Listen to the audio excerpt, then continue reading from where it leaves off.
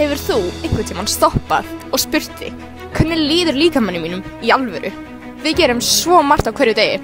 Við lærum, æfum og vinnum, en svo gleymum við að hlusta á líkamannum okkar. Okkur fannst það skrítið. Af hverju fáum við allar þessar upplýsingar í símanum, en svo vitum við ekki hvernig okkur líður í alvöru? Þess vegna hönnuðum við Pulswave til að hlusta á líkamann fyrir alvöru. Það er líka notað til að mæla, til dæmis púls, blóðflæði og titring í líkamannum, en það er líka notað fyrir meira en bara það.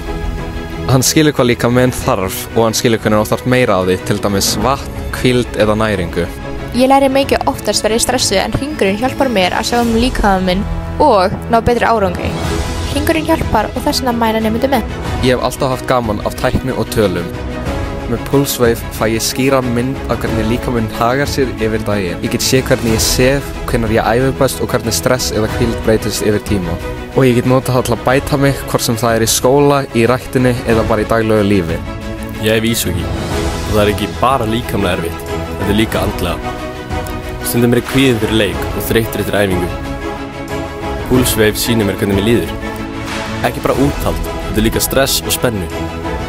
Hann segir mér, nú þáttu pásu, eða fara aðeins út, andaðu. Það hjálpar mér að vera betra í jafnvægi og einbeiða mig betur á ísnum.